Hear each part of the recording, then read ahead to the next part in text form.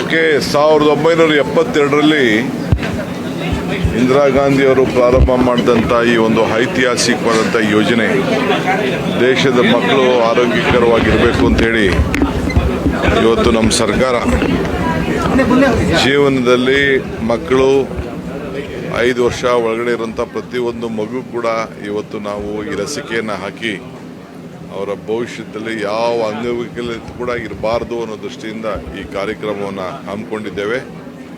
ಸರ್ಕಾರ ಅನೇಕ ಕಾರ್ಯಕ್ರಮಗಳನ್ನು ಆರೋಗ್ಯಕರವಾದಂಥ ಕರ್ನಾಟಕ, ಆರೋಗ್ಯಕರವಾದಂಥ ಭಾರತ ನಿರ್ಮಾಣ ಮಾಡಲಿಕ್ಕೆ ನಮ್ಮ ರಾಜ್ಯ ಪ್ರತಿ ಹಂತದಲ್ಲೂ ಮೊದಲನೇ ಹೆಜ್ಜೆಯನ್ನು ಇಟ್ಟಿದೆ. ಸೊ ಎಲ್ಲ ನಮ್ಮ NGOs, ನಮ್ಮ ಆರೋಗ್ಯ ಇಲಾಖೆಯ ಅಧಿಕಾರಿಗಳು, ಮೆಡಿಕಲ್ ಎಜುಕೇಷನ್ ಡಿಪಾರ್ಟ್ಮೆಂಟ್ನ ಎಲ್ಲ ಅಧಿಕಾರಿಗಳು ಎಲ್ಲ ಕೂಡ ಭಾಳ ಉತ್ತಮವಾಗಿ ಸಹಕಾರ ಕೊಡ್ತಾ ಇದ್ದಾರೆ. ಅವರೆಲ್ಲರೂ ಕೂಡ ನಾನು ಅಭಿನಂದಿಸ್ತೇನೆ. ಈ ದೇಶ ಮುಕ್ತ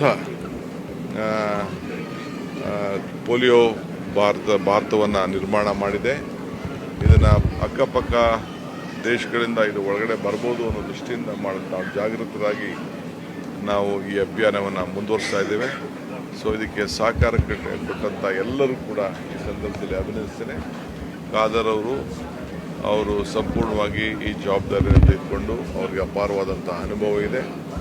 ಇವತ್ತು ನಾವು ಅವರು ನನ್ನ ಮನೆಯೇ ಆಯ್ಕೆ ಮಾಡಿಬಿಟ್ಟಿದ್ದಾರೆ.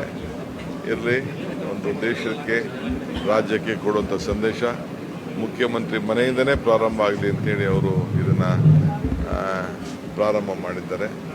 ನಾನು ಅವ್ರಿಗೂ ಅಭಿನಯಿಸ್ತೇನೆ. ಇದನ್ನೆಲ್ಲ ಸೌಲಭ್ಯವನ್ನು ಹಳ್ಳಿಲಿ ಗುಡ್ಡಗಾಡು ಪ್ರದೇಶದಲ್ಲಿರುವಂಥ ಎಲ್ಲ ಮಕ್ಕಳು ಕೂಡ ಇದಕ್ಕೆ ಉಪಯೋಗಿಸ್ಕೊಳ್ಳಲಿಕ್ಕೆ ಬೇರೆ ತಂದೆ ತಾಯಂದಿರು, ಬೇರೆ ಹಿರಿಯರು, NGOಗಳಿಗೆಲ್ಲ ಸಹಕಾರ ಕೊಡಬೇಕು.